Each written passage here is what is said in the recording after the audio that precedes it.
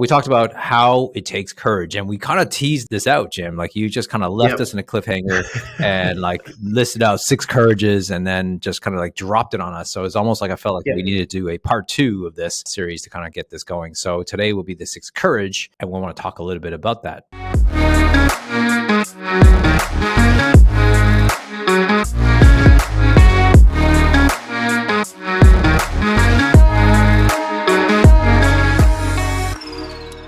Welcome to this week's episode of Wabi Sabi. You and I have been both, obviously from our last week podcast, we talked about us traveling and speaking, and you ran an event. I'd love to hear more about that.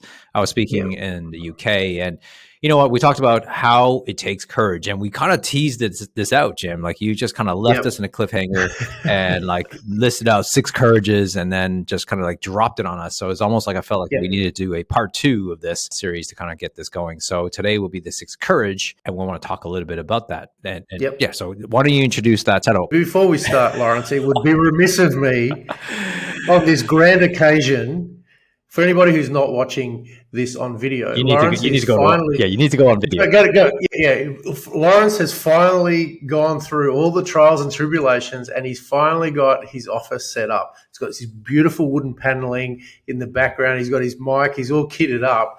And I'm sorry, but we just couldn't launch into that without at least giving it some kind of acknowledgement or ceremony, Laurence. Oh, thank you. I'm back, baby. Like I finally got turned on this computer and get this mic on for over a year. And my son was here actually when we were, I turned the computer on, and like, you know, when they showed the email or emails or something and messages, it was like, Dad, why does it say 2022? It was like literally a year ago. Because that's because this has been in storage just for a year now. So yeah, great to be back. And yes, I love the setup so far. And yeah, I hope the viewers like it too. Yeah, no, it's awesome. And you said to me as well, listen, if you see me, this is just before we started recording, if you see me deviating from side to side, it's why, Laurence? Why I'm standing on a wobble board at the moment, and it's like almost like a skateboard. I'm not a skateboarder or anything, but I bought this wobble board, and you get the balance, and it's just like I'm just trying to train my proprioceptions and keep my body moving, and I figure somehow it'll make my paddle better. Okay, and last week you also shared, speaking of that, your thumb was injured. Oh, yes. So how's it coming along? How have you adapted? How have you been in yourself? It's getting better. You can see it's a little bit bruised, not as badly as it was the first time. It's honestly, it still could be broken. I have no idea. I didn't get an X-ray yet because there's really nothing they can do. But it's getting better. I can't grip yet, but it's getting better. I'm hoping that I'll be able to pick up a racket next week and let's give it a go. All right, so you've been just training around. Yeah, I've been doing some CrossFit still, mostly Metcon. Haven't lifted any weights. Just been a lot of doing running, burpees, and squats, air squats, and stuff like that. And so I was able to kind of modify. And I think that's the thing. Like if you think about, it's funny, right? I had I was there, and a couple of friends were there, and like a colleague of mine sort of said, "Hey," he goes, "Oh, what are you doing here then with that thumb?" Like, I mean, if I had that thumb, I would have taken 2 weeks off and just sit there and relax. And I'm like, no, because I don't want to have to come back 2 weeks later and have to fight through that pain of just being like trying to fight back that fitness. And I'm like, I'd rather just do a little bit and as much as I can to kind of go and to do that. And I think, let's talk about this courage thing we're kind of talking about because it leads into this, right? Because one of the things I recognize is that, I'm injured. And it does take a little bit of courage, I think. Take a little bit of courage to go like, okay, what can I do? What can I do to show up and still show up, but actually do something? I think that could be a challenge for all of us because it's in our mind, right? Like, it's a thumb, right? I know it still seems so silly, but let's face it, like you don't have your thumb, you can lose a lot of like action. But I was like, no, I can still show up. I can still run. I can still, I can't do a burpee. I don't want to jump on the ground, but I can go down slowly, right? I can just modify the push-ups with dumbbells just to hold on so I don't have to put a stress on my finger. So like there's things that you can do. And I think lesson this week has really taught me is like show up. That's one. Okay. Two is modify, do whatever you can to do something, right? You can always make changes. And I really found myself trying to make excuses. But then I realized I caught myself and go, you know what? No, like you don't have to make excuses. Like make it adaptation, adapt to something. And I think that's the mentality that I think, that I've really learned from our conversations through all of this that has really helped me really think through about life and every day-to-day activity. And I think to me, that is the essence of what Wabi Sabi. Like we always said at the beginning of this podcast it's just us having a conversation And you listeners are actually just part of that conversation, and hopefully you're enjoying it. We're really doing it for ourselves, really. And we've Right. just, if people are voyeuristically just tuning in and just listening to a conversation, really, that's the essence of it. Yeah, I'm learning a ton, and I know that you are too. Same. And it's we're making each other better. I think that's the key element too. Yep. So anyway, so Jim, let's talk about the courage. Like, let's I'm describe it. going to incorporate it. That's right. So there's actually what you were talking about. I was happy to let you keep going because it actually leads perfectly into first form of courage I wanted to talk about. Right. And I'm going to give it one extra example, and then I'll go into it, which is physical courage, which is the first one. Right. So you talked about training around a broken thumb and the adaptations, and I totally get it. The psychology. It sucks to give up gains and then have to get back and start that again. That first couple of weeks of getting your fitness back sucks. And I agree with you. I would rather do whatever it takes. And it hit me a lot because, you and I just before we podcast today said, hey, listen, I'm watching the Conor McGregor documentary on Netflix.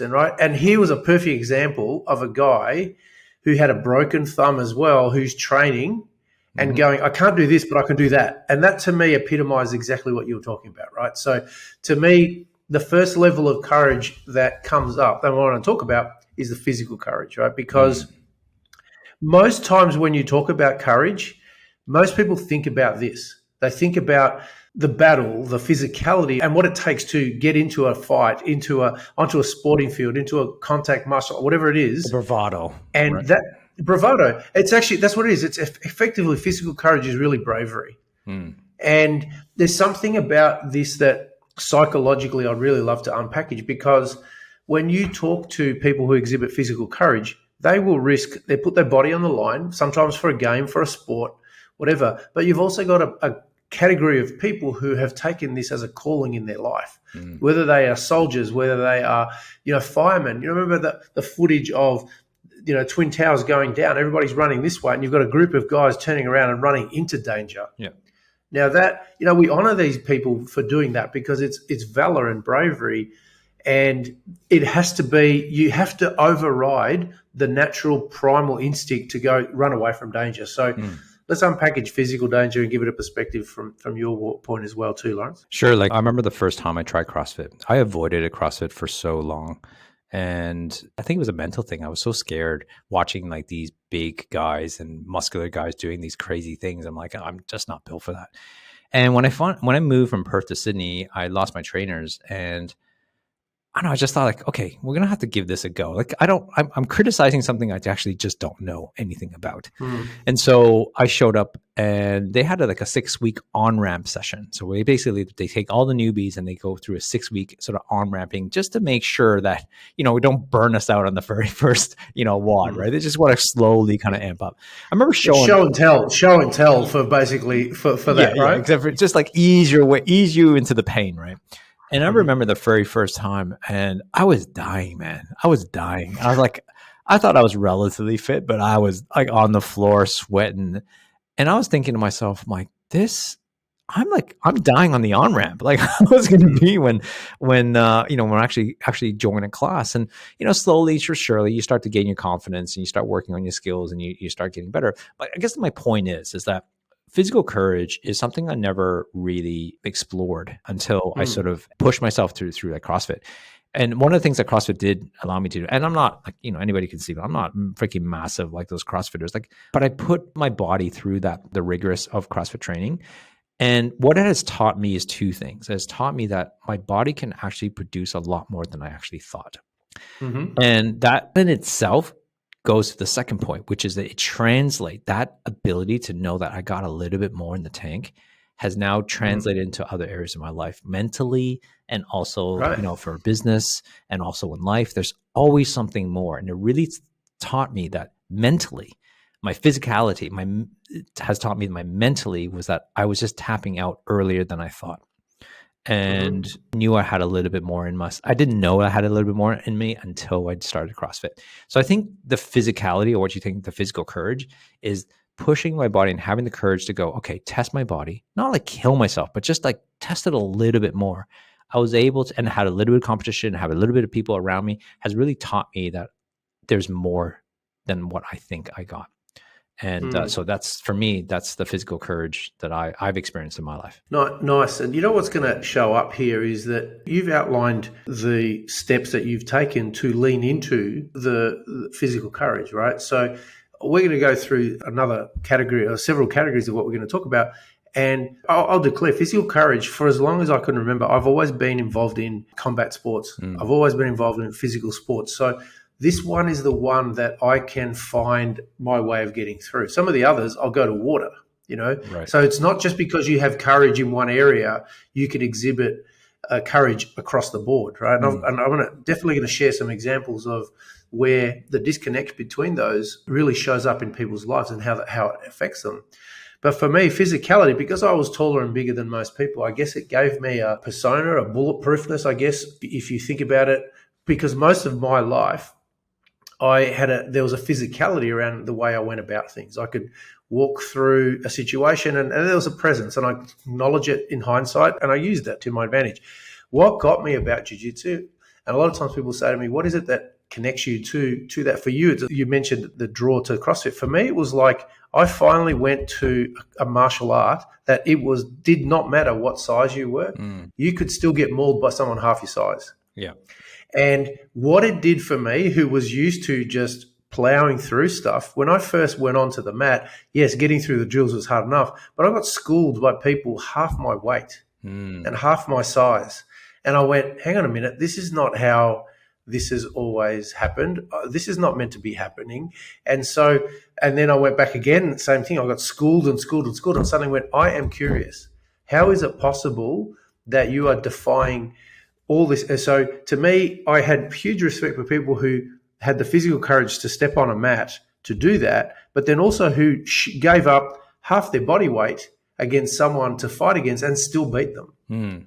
So to me, it stimulated the intrigue in me to go, how is that possible? And I need to know more. Yeah, I think it's really interesting because when you start to think about the perception that we have of ourselves, I've never imagined myself, lifting the weight that I've done. And even when I was in CrossFit for about 4 or 5 years, I didn't do deadlifts very well because I told the story in my head that I can't. Because every time I did it, I hurt my back. And because I had a bad back. And that's the story I told myself. And that cognitive bias that I had affected my behavior and actions. And what I found interesting was sure, I couldn't do deadlifts, not because of bad back, because I had poor form. And because of poor form, I had poor muscle engagement. And because of that, I never trained it. And because I never trained it, I was weak. So it wasn't because I had a bad back. It was just because of all these triggering thoughts around I had that made me, think differently. And so really what I've learned over the few years is that, I may not be able to lift as heavy as some people based on my body weight, but I kind of look at CrossFit. I'm like, I'm not trying to be a competitor. I'm not trying to be an open competitor. I can lift weights that are, percentage wise, I think I'm doing pretty good because I only weigh 68 kilos. And I've always imagined myself, I was always being made fun of that I had ping pong legs, right? Ping pong legs is that's my game. There's I don't have the strength as, say for someone like yourself, just natural DNA. But it doesn't mean that I can't take on certain exercises for you. I know, for example, our body weight, if you put me on a pull-up bar and it's burpees and pull-ups, I guarantee you, right? I guarantee you it's something that I can probably take someone at your size because you have to lift your body weight, where my body weight's so light, I can just kind of turn them over a lot faster. So it's I have that's what I love about the sport of CrossFit. It's I have my advantages in certain exercises where I can take on the biggest guys, and they have their advantages when they have, when it comes to heavier weights. But the point of it is recognizing your weaknesses and your strength. But if you don't test, you don't have the courage to put your body through that physical toughness, you're never going to know what's your body's actually capable of. And I think that's the thing that we're trying to get at, is that you got, the courage that we have to have is to push our body to that limit. Great. Yeah, that's a good distinction. And I think just before we move on, that would be a good summary to go, you have to override the primal part of your brain that says this is going to hurt or there's danger here. And you have to be able to find a way to either quieten that down, neutralize it, or find a way of creating safety even while you're navigating things that potentially are strenuous or harmful. So if you're playing sport or football or etc., there's a level of physical courage that you have to do to step onto the oval. onto the ground, and you have to accept what comes with it. But I just found that the more you do that, the more you lean into that. And that's why, I don't know if you've ever noticed it, Laurence, but whenever women particularly say, I'm going to go and get some personal training, and we go, great, awesome, what are you doing? I'm just doing some boxing classes. The moment they put on gloves and start hitting a bag, they go nuts. They love it. Like, it's a really I'm not sure if you've ever noticed it, but they love it so much because there's a physicality which a lot of them up until that point may not have had a reference for. And the moment they connect it, they lean into a physical courage or a discomfort that shows them something about themselves. Yeah, we always got a tiger and lion in us, right? And it's like Correct. finding that ability to show up once in a while. And it's not like, I mean, we're all intelligent enough and also have the smart and, the wisdom to allow it to show up when required. Not, we have control over it, right? The problem is that physicality is when people don't have control over it. And I think that's the mental game, but you need to know it's there. You need to know, and this is where we see, when there's an accident that happens and some, a mother lifts the car up, because a baby or kid is trapped underneath. Like, those are the moments, like, it's in every single one of us. And it's just that it's got to be tapped in at a certain level. Great. Awesome. So I think that's a really good way of, number one, talking about physical courage. The second courage that I'd love to expand on is a little bit different. It's social courage. All right. So with social courage, that's a tough one, man. Like, and we talked about this briefly last time.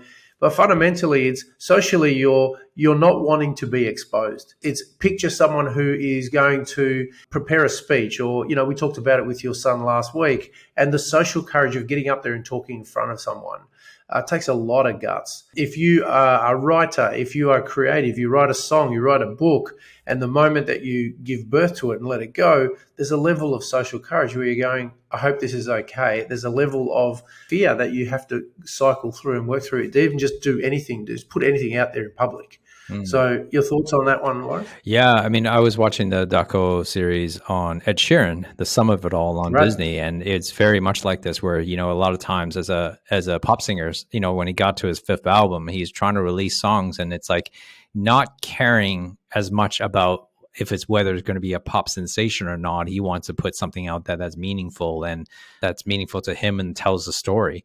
But even though he says that, there was also a moment where he says, like, but I still do care what people think of it, right? And so it's like that balance and being raw and authentic is really tough. And sometimes your raw and authenticity can sometimes catch you up, right? It's just like sometimes it's very difficult to be exposed.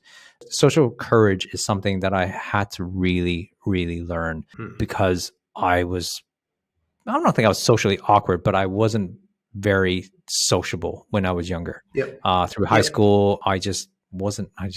From a physicality point, I was a nerd. I think I mentioned this before, and I just didn't have the social cues to really, or the exposure or the experience to really be better at it. And it wasn't until university where I was kind of exposed to a little bit more, and then I had to learn to step in. And I think each stage of my life, every time I moved cities, like went from high school to university, I knew I had a chance to kind of be someone different. And I had to lean in a little bit socially, and then I had to learn and get feedback. And then when I went from the university to chiropractic college, I, got that again. So like, okay, got to lean in a little bit more. So it definitely was a challenge for me, So if any listeners like, oh, I don't have any of these courages, I'm like, well, trust me, we didn't all born with all these things. Like, I think, we might have a really good 1 or 2 out of the 6, but for me, social was really hard, and I still am awkward. I'm very challenged by it. That I have to really, really be intentional to step into it every single time. I said, we were just on the weekend, for example, away, and I didn't know everybody. I definitely don't, they may know me. I have no idea, but it was one of those things that I had to like really get out of my comfort zone to go, no, like I need to show up, go say hi, go talk to people.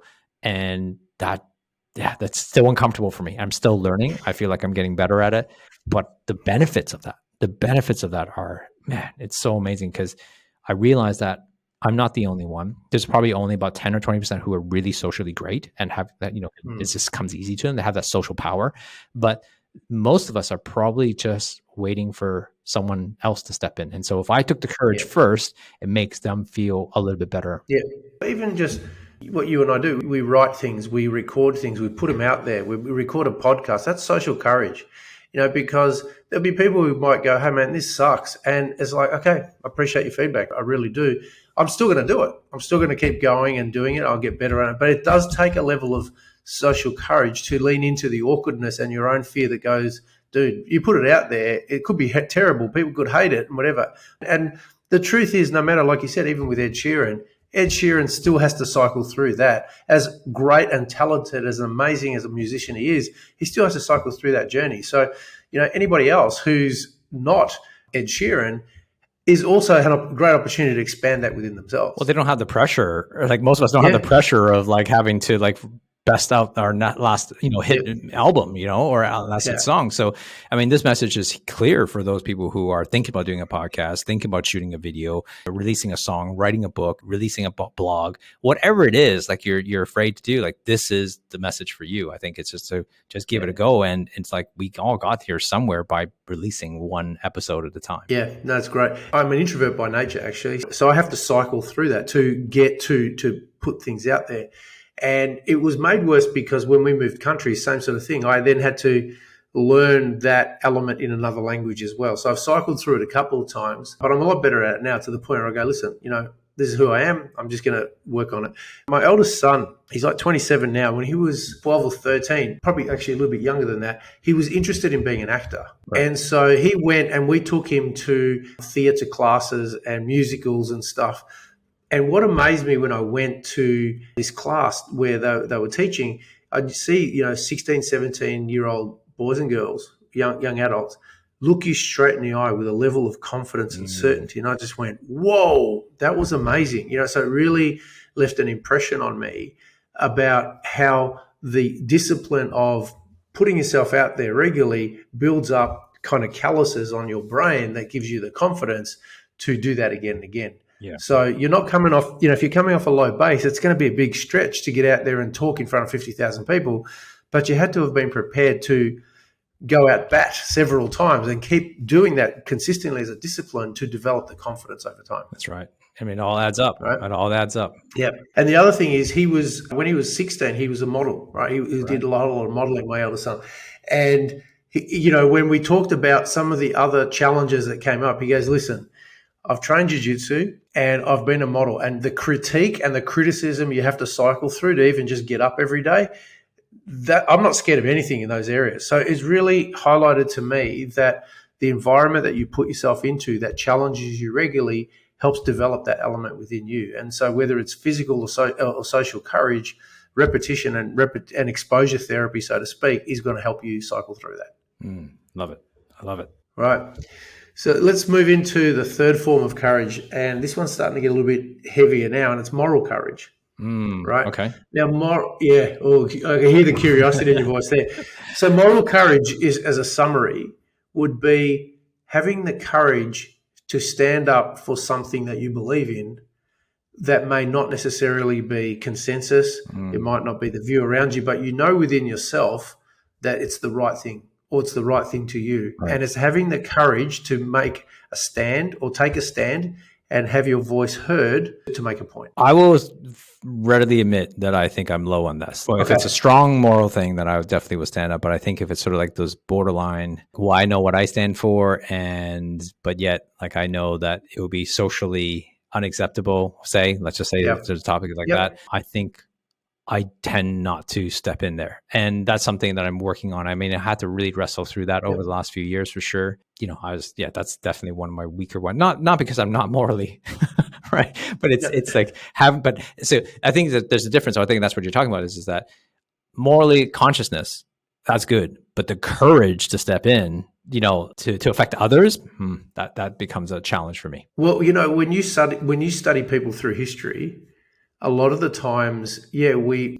erect statues for people who exhibited physical courage and we give them badges of valor, but moral courage is right up there. You think of Rosa Parks sitting on a bus and going where there's segregation and told, okay, this is for this, you're as a colored person aren't entitled to be here, have her to go, no, I'm making a stand. That's moral courage. Yes. And that would challenge people who are exceptionally comfortable in physical courage who would lean into that. So this is my whole point is people have a perception that you're physically courage, you're 10 foot tall and bulletproof.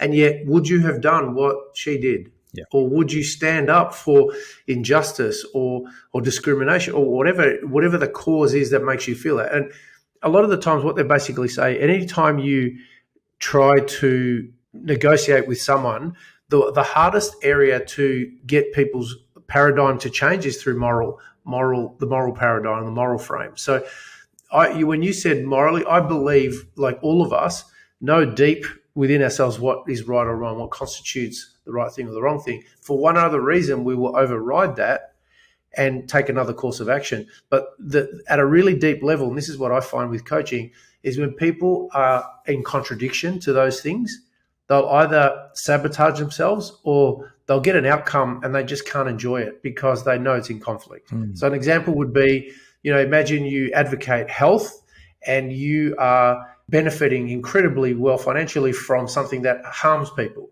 from a health perspective. So at some point you've gone, okay, this is important to me, but I'm making a lot of money as a result of it. So there's a moral conflict. Yeah. And this is actually a really tough one in humanity. Yeah, I think, like, if I look back at my wife, for example, Karen, I think she has really strong moral courage to be able to kind of stand up. And, in situations like when it's quick and decisive, I always want to have to sit back and like just observe, where she can actually just go right at it. And I think it is a challenge. I think, when you said about Rosa Parks, I think a lot of us would like to say or feel that we would have done that. Yeah. But I will readily admit that I am not sure if I was putting, like, it's easy to say that on a stage or whatever, 100%, yeah, but if I put myself in that situation, like, would I don't know. I just would not know. And that's the honest truth, right? And I think that's what most of us don't know, Laurence. Most of us don't know. We talk up a big game, but when the rubber meets the road and you're put in that scenario where you're going, there are huge repercussions here for your decision. You're going to go left or right. It's really easy to say, yeah, I would, unless you're right in the heat of it. And I think that, so that's what my point is that I think most of us would like to think that we've done it, and it's easy to kind of contextualize it and theorize. But when it comes to doing it, I don't know if most of us would. And that's why those statues, or the memorial of those people are so rare, right? It's because there's not that many who actually would do it. Yeah. And, I think that's a fair point. Because there's all the repercussions, basically the scare tactics, except whatever the repercussions of being a person who stands up and challenges consensus in everybody else at a lot of times at the risk of their own livelihood, at their own, basically the risk of their own safety. Whistleblowers, look at that. Quite often we have to have, a lot of the times they were sacked when they're doing the right thing, and you have to have whistleblowing legislation to protect people who are doing the right thing because it's the right thing, because a lot of the times there's pushback and repercussions as a result of that. Yeah, absolutely. So it's huge moral courage. So a big one. Yeah. And like I said, historically you look back through and you can say that would have taken a lot of gumption, a lot of courage to step through that one. And I think you're right. You've highlighted perfectly. We don't know what it would be like. And I think the only thing that would override it is if something meant more to us than life itself, that's when we'd actually go, I don't care, whatever it takes. I'm in. I can't go against this. So it's a big decision, particularly when it relates to career changes for people. It generally shows up quite a lot. So if you thought that one was big, the next one, emotional courage, is a huge one. And these are just getting harder and harder. Does it go up here? It is. All right, it does, mate. It's not the temperature in the room, in your room that's going up. They are, mate. Like it's deliberately designed to be confronting. But emotional courage is really, Brené Brown particularly has been talking a lot about this over quite a few years, and it's really about the power of vulnerability. Now, emotional courage is quite often, let's be honest, guys traditionally mask up. They don't want to show what's going on. They don't want to communicate that they may be having a problem or struggle. So consequently, they're like, yeah, I'm fine. Everything's great. She's good. No problems here. When in actual fact, they're hurting inside.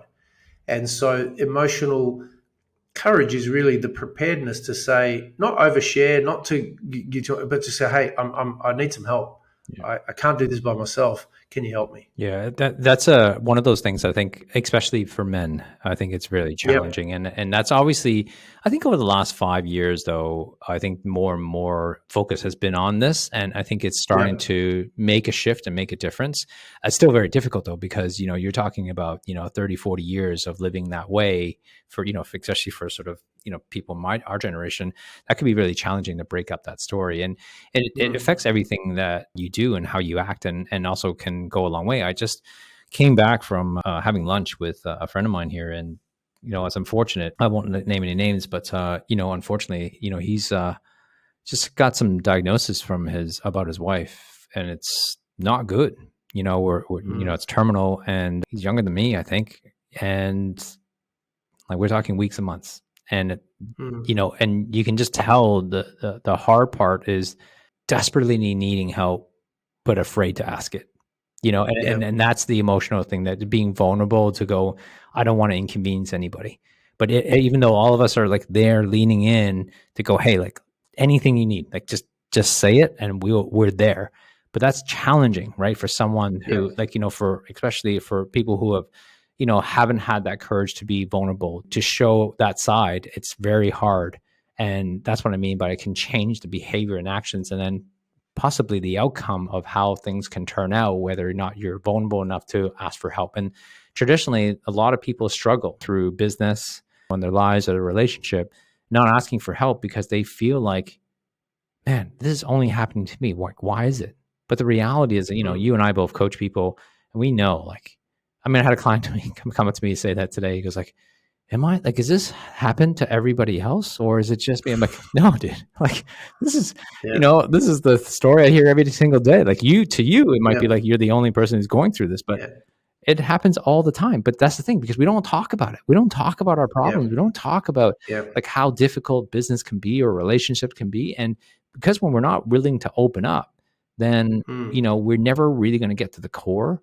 I mean, we Yep. can talk about strategy all we want, but the reality is actually how you emotionally deal with this. How do you have the emotional Yep. strength to kind of ride through this, and the mental fortitude to go through this emotionally? That's what is important, because at the end of the day, we all want to be happy, don't we? Like we just want to be Yep. happy. Yep. And so how do you Yep. do that?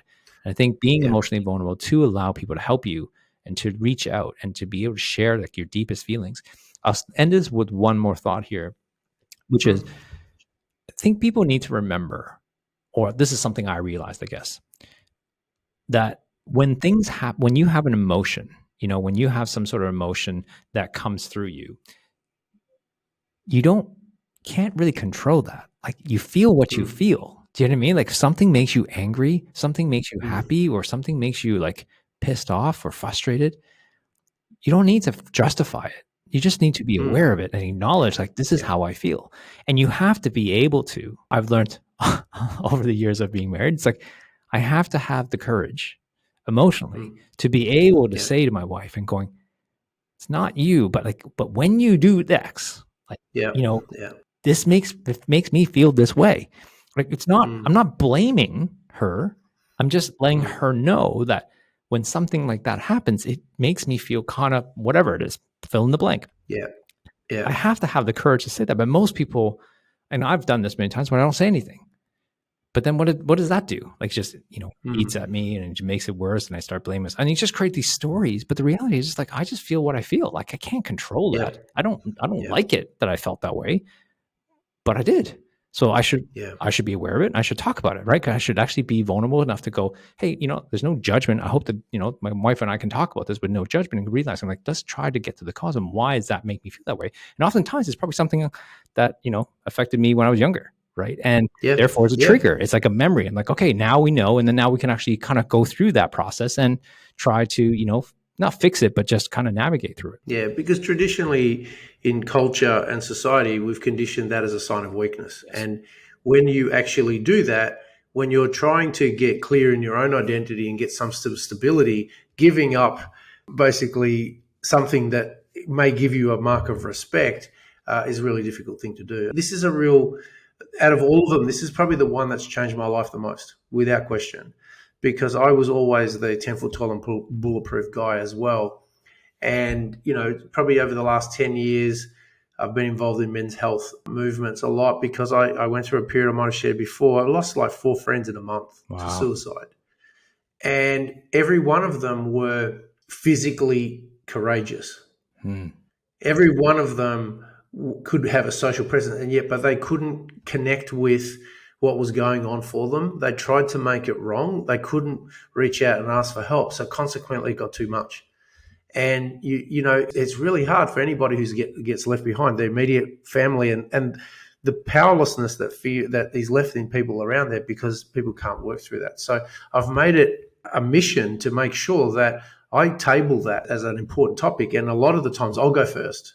It's almost as if it's modeling that and making it okay. Well, my dad died a few years ago. My dad was a very stoic European male and hard as rock and granite. And I do remember that, in the last week before he passed away, he'd lost all ability to control bodily functions. And here he was lying in his bed, and the look of shame that he had, where he had to look me in the eye and said, "Can you help me?" I don't think I never saw my dad cry my whole life, except for the last week of his life. And it really left a mark on me, and I realized how hard that was for him, in his 80s, never exhibiting emotional courage and the emotional courage to cycle through and let me know what was going on. So I saw the toll on him, and I modeled that behavior as a kid up until I realized that this can't go on, So the biggest and hardest area for me would have been that emotional courage that I had to really lean into. And it's been more terrifying than taking on anybody in any combat that I've ever done. The emotional depth that I had to go to just cycle through it, I can't fathom. So this is why it's really good for people to go, I can do that very easily. I can ask for share and ask for help. But you don't understand, man. I was terrified by it because it meant that I was less than. One of the things that, I've made a conscious effort when the kids were young. I might have told the story, but I remember crying and making sure I would cry in front of them, not like forcing my cry. If something came up emotionally, is not to shy away from it, and to really show the pure emotion of how I really felt. And it could be, I remember purely one time was when I made a mistake, and I was apologizing to my son and for the mistake that I did. I can't remember exactly what it was, but maybe it was something like I said something that I shouldn't, or judged him, or maybe I was a bit short, or whatever it was. And I apologized in front of him, and just this flood of emotion came through me. But you can easily kind of shut that down and just walk away. But I'm like, no, wait, I need to just I'd be intentional. I hope this is the way to do it. And I still don't know whether or not that's going to be the right way, but I want to show that to them. It's it's okay. It's okay to let, two things, right? One is, your dad can cry, men can cry. It's fun. It's part of the process. And two is also that, to let them know that, hey, I screw up too. I'm a grown person and I make mistakes, and I want you to know that I apologize, and I want you to know that, hey, we got to own up our mistakes at times. So I think that is one way we can kind of shape the next generation. Not only does it help you, but I think it also helps the next generation and hopefully continues. Nice. Well, we've cycled through the real deep emotional ones, Laurence. They're going to get a bit lighter now. So the fifth area of courage that we want to talk about is intellectual courage. And so intellectual courage is really, in a nutshell, the ability or the willingness to challenge your own assumptions, to work out whether, hey, there's something that what I thought up until now was what I thought, yet more information has come to hand which challenges me, and the courage to basically go, I used to think this, now I'm starting to think that, not because you're being flippant, but you've thought it through and went, there's a better way or a different way. So let's talk about intellectual courage, and particularly along the lines of consistency and sunk loss fallacies and all those kind of things, where we don't want to show that we were incorrect. Yeah. So this message is from my daughter who's listening, and then your dad is right. No, I'm just joking. This episode is dedicated to you. Yeah. No, I'm just joking. She's a great girl. I know she listens to the podcast every single week and it gets released, so I'm proud of that. No, I think, that's intellectual courage. I was wondering where you were going to go with this. For me, I would say that took me a long time too. It took me a while because I felt that, I think this is probably like all kids, right? When you go through your teenage years and you go through your university years and you kind of think, I know everything. Like I know more than my parents. And I think in your teenage years, you always try to figure out that you know more. And then there's not until probably, I say, mid-20s when you start really like, oh, maybe my parents were right about certain things. But I think we all have to go through that cycle. I think we all have to kind of go through that cycle. And that's the beginning of when you know that you challenge your assumptions, that maybe you weren't right. And it's hard to, I think it's really difficult for any of us to kind of take a stand on something. And especially when you have the social courage to put it out there, that challenge is now going, I have now created because if you have the social courage to stand out and say, I believe in X, whatever that is, right? Yeah. Yeah. And all of a sudden now you've actually created what we call an identity. And so now this kind of not creates a predicament for you, because now if your assumptions was wrong, you have two things you can do here, which is what you talk about, the intellectual courage. Let's say it was something intellectual. So it would be like, one, you can either stand down and say, you know what, I screwed up, I effed up, and I was wrong. But most of us wouldn't do that. Most of us will double down on their identity because that's the identity we identify with, and that's how we got socially credits for being that identity. And so therefore we double down, and if in fact we just go down that deeper into that rabbit hole. And we see that all the time. If you watch any news, especially the left and right or the like really political sides on anything, it's really difficult to change your mind on any identity or any belief that you're strongly held onto, because it takes so much courage to do the first thing. And now you have another courage to kind of counteract that. Oh man, that's tough. That's tough. It is. And particularly like, scientific rigor talks about the importance of bringing the most recent, most relevant evidence present, and you have to challenge your hypotheses regularly. And so if you're not prepared to do that, like our scientists by definition should be excelling in intellectual courage. That's it. Okay, should be. And what happens is a lot of the times they go, no, like you said, I'm doubling down on this. I've made a point. I've gone out there. I've put myself out on the line. Now everything I'm going to look for is going to be a confirmation bias to confirm that initial social identity or social point, irrespective of whether there may be information that's presented that's contrary to that. Yep. And it takes a special person to go, hey, I've now realized that what I thought isn't correct. I think I need to change my actions, my thinking, et cetera, et cetera. So look, without getting too topical, the last couple of years have been hugely, it's a big social experiment of intellectual courage, right? And people who were or were not prepared to challenge their own assumptions, either way, they looked at, and look where it got us. Yeah, and I said that right from the beginning of that, or midway, and it's like the downfall isn't whether or not one is proven right or wrong. The downfall is the leaders of this world holding on to their ideas so strongly because they have put everything on the line to hold on to these ideas. And there's not that many who would go, no, you know what? I screwed up the last 2 years. So sorry. Right. Yeah. And we're not trying to make anything of this, but like, that's an example of having the intellectual courage to go, you know what? Hey, based on things I know now. And there's a few people who've done that, which is, I commend them. Like, I don't know about you, but like for anybody who takes the intellectual courage to be able to step in and go, you know what? I was this way, I thought this way, and I screwed up. I mean, I have so much respect for me. Like, when someone does that. 100%. And because it's just, and this goes with anything. Like this could be in relationships, or it could be the way you view the world and certain things. Like I've been flip-flopping through many different topics in my life because I'm not an expert at everything, nor do I try to actually be one.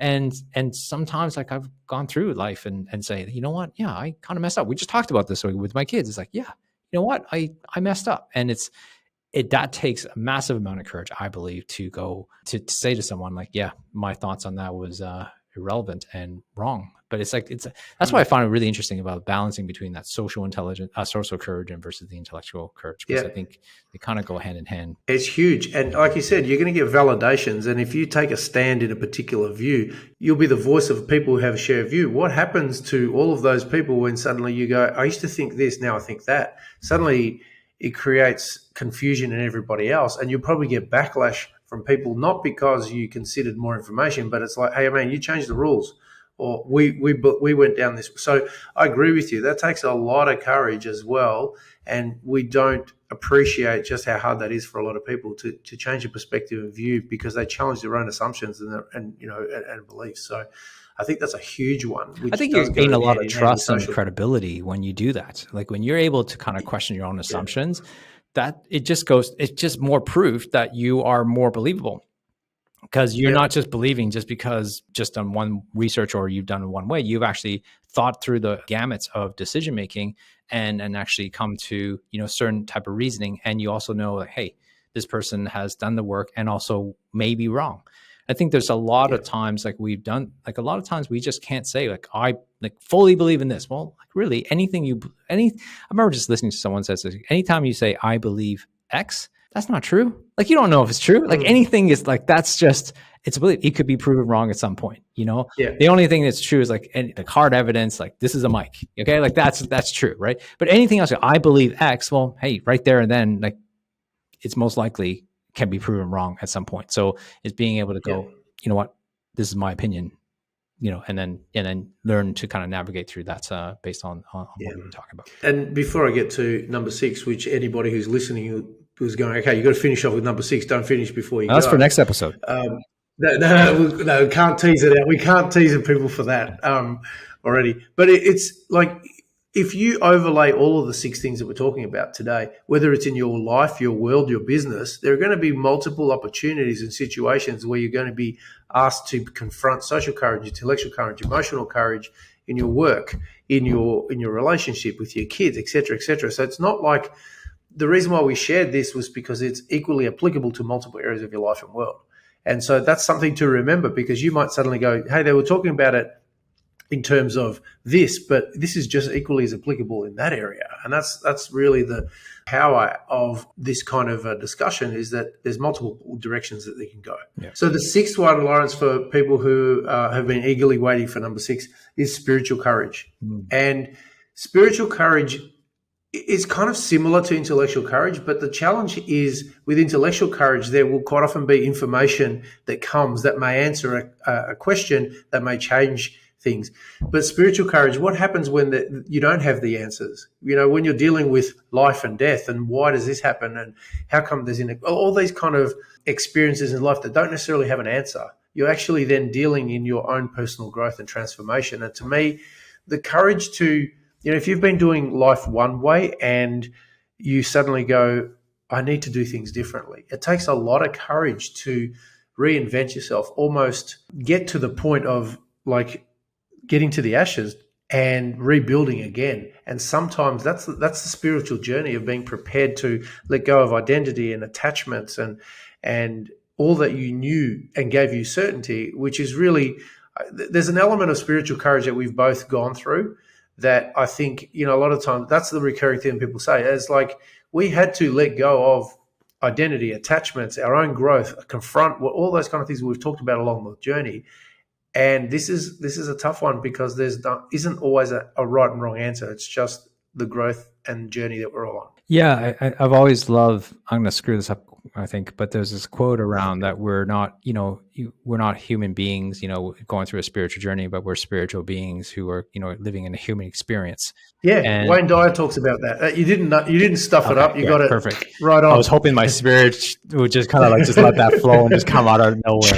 You channeled in a Wayne Dyer, and you got that absolutely. one out. Awesome. And to me, I learned that, or heard that probably maybe 25, 30 years ago, and it just resonated with me, and it's been sitting in my brain, and to remind myself once in a while, and thanks for bringing this up again, because it just reminds me of doing that. It's we are just going through this human experience that we are going through, and the human experience requires you to go through all the emotions that we've been talking about, all obviously the love, happiness, but that joy, but that also has to be balanced out with anger, frustration, and fear.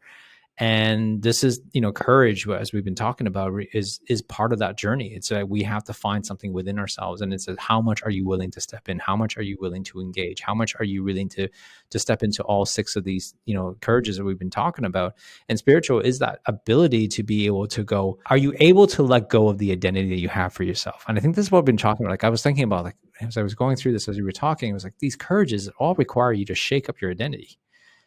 And that's really tough, right? Because we all need identity to kind of label ourselves, or at least, find a place in tribe and a community, right? Or figure out where we place in the world. But at the same time, every time we label ourselves and identify ourselves in a certain way, all of a sudden then we have to learn to let go of that identity to take on a new one. And that's the challenge. I think this is what we've been discussing. Really comes down to that courage of all of those things to fight against that. And that spirituality, spiritual courage, I take it is fighting through that, is that allowing the spirit to live that next human experience, whatever that might be. And rather than just living the same one. Yeah, totally. And it depends on, people, there's spirituality comes in through here. It's not necessarily religion. We're not talking religion, but we're talking the spiritual journey that we all go through. What's the meaning of life? What's my purpose? What's my spiritual journey? All those kind of questions, those big pondering questions that we all have that we don't always have an answer to. This is the realm of that. And it's really the courage to keep growing, keep expanding, keep learning, keep improving self, which is really, it takes a different form of courage to all of those other ones, and it's no less scary. I was listening to an interview with I can't remember which podcast I was listening to, but it was with Naval Ravikant, and he talked a lot about a single player game, and living in a single player game, and also playing games. In games we have the game of life. We have multiple games we play: financial game, relationship games, and stuff. And he said the trick is in order to become successful, whatever quote unquote successful means, or happiness, is really about learning to play a game. And this is with Derek Sivers as well. He talks a lot about this. Is like winning, it's learning to play a game, and then once you won the game, it's knowing to step away from that game and to play a different game. You don't have to continue to be the better player, to get better in that game over and over again. It's like if you won Monopoly and you're like the king and you've actually reached the top, like you don't need to continue playing just to prove to everyone else that you're the king. Like you can just walk away and learn how to play, I don't know, a game of life, or, a Scythe, or, Catan or something else. So it's like, it's really interesting to kind of think that way, and that's, it brought me to even my career, for example, as a chiropractor. I felt like, I achieved everything. I don't know how I got this feeling. 10 years ago, I just felt like I've done everything I could. I didn't think I would get there that fast, but I think I've won that game. And I had to make a conscious effort to find the courage to go, you know what? I think there's a different game for me to play. And I think I've done it all. And to fight against all my friends, colleagues, and everything that I've said up to that point that I was going to practice till the day I died, like all of that thing took a massive amount of time and courage to be able to fight that and go, no, I think you're done with this game. And I think that there's another game for you to play. And that's hard to do for anybody, but it's also available for anybody to do. And so the game of life has multiple games. Know when you won, and know when you can step away, play another game. Yeah, I like that. So Laurence, I'm going to summarize and wind up and let you finish off.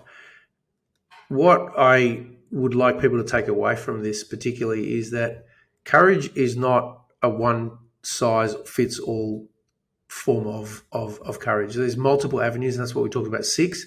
There are probably some more, but they're the 6 that keep showing up, and I found a lot of understanding in them.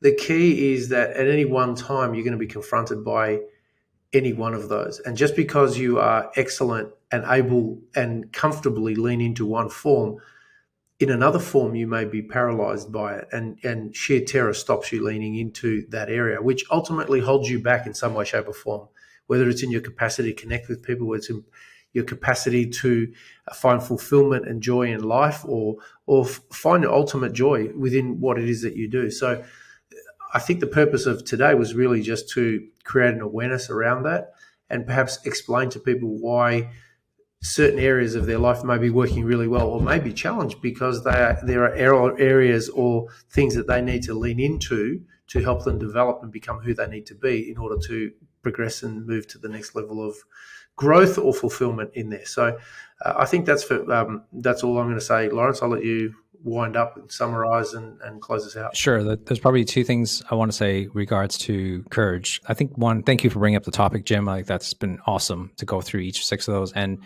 I would say that I think we need to challenge ourselves beyond the physical courage and social courage, which most people tend to kind of go after. I think the other 4 are just as important, if not more important than those first 2. I would challenge people to take on the other 4 courages in their life some way or another. The second thing I would say is that I think in order for you to actually have courage, you need to start to commit to something. We talked about this earlier with the 4 C's. You got to commit to something. When you commit, there's actually all of a sudden you got fear, and then fear that pops up. That's when the courage occurs. And the courage is like that second step. When you actually able to find that courage, then the work begins. That's when you actually have to find all the capabilities that you need to accomplish whatever you want to accomplish. And without that courage, first though, it's really difficult for you to actually go and explore and what you don't know, because you wouldn't have stepped in the ring. And until you get into the ring, you don't know what you don't know, and you don't know what you're missing. So therefore, the courage is that first tipping point, just like awareness is. And then that's when the learning begins, is after the courage occurs, not before. So you don't need to know things before the courage happens. It's usually when you know things is after the courage has happened. So I hope that you guys enjoyed this episode, and it was a great one. I felt I was going through some 6 things I didn't think about. I'd love for you guys to maybe comment or maybe message us around what is the strongest courage that you ever done, or maybe what, and then also maybe what is the weakest courage that you need to kind of dive into. So I'd love to hear more about that. Guys, please make sure you share this podcast with everybody else on Spotify, on iTunes, on YouTube, wherever you can find this podcast. Please share with us, because that's the way we can get the message across to more people, because we want to make an impact. Until next time, please subscribe to us, and we will see you on the next episode of Wabi Sabi.